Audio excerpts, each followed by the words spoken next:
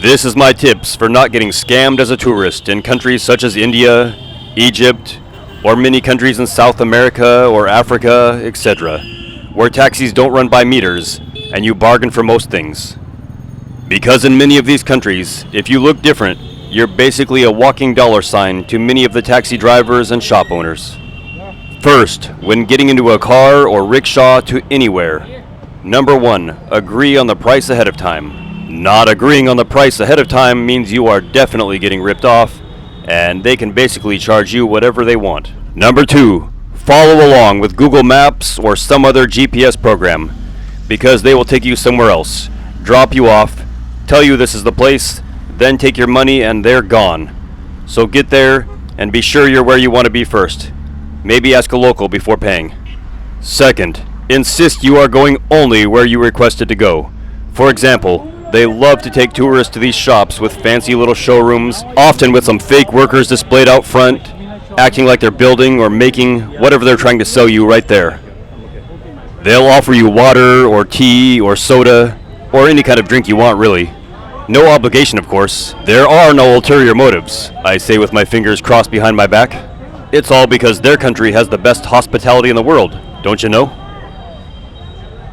They'll tell you what amazing quality it is and a whole spiel, and demonstrate just how incredible it is, like some late-night TV infomercial. And the price will be quite ridiculously high. A special price, very low just for you, of course. Maybe you're the first customer of the day, maybe you're the last customer of the day. Maybe it's their son's birthday. Maybe you're very pretty or handsome. That giant zit in the middle of your forehead is not something ugly. That's a sign of good fortune after all. Then, as you try to say you're not interested, they'll keep lowering the price and exert as much pressure as possible, insisting that you need that. Or wait, there's another showroom with some other shady things that they make right there, of the highest quality materials, of course. Special deal just for you. Now, drivers love to take you to these shops instead of to the market, because the markup of this stuff is so much higher. They pay the drivers a commission for taking tourists there, and even more if you buy something. So if you want to go to the market to buy a souvenir or go shopping, the driver is likely to try to take you to one of these shops. And also, if you want to go to pretty much anywhere in a popular tourist city in one of these type of countries.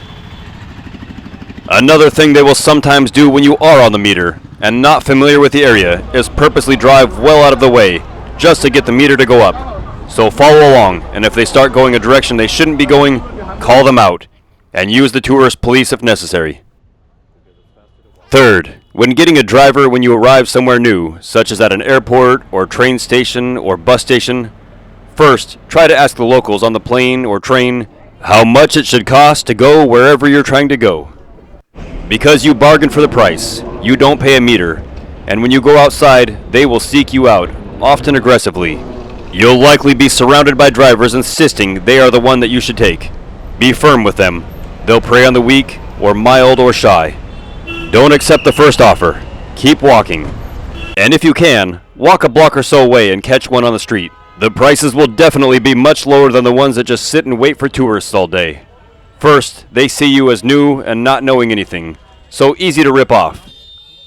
Plus, they've often been paying to have their vehicle parked there all day, and they're going to pass that cost on to you.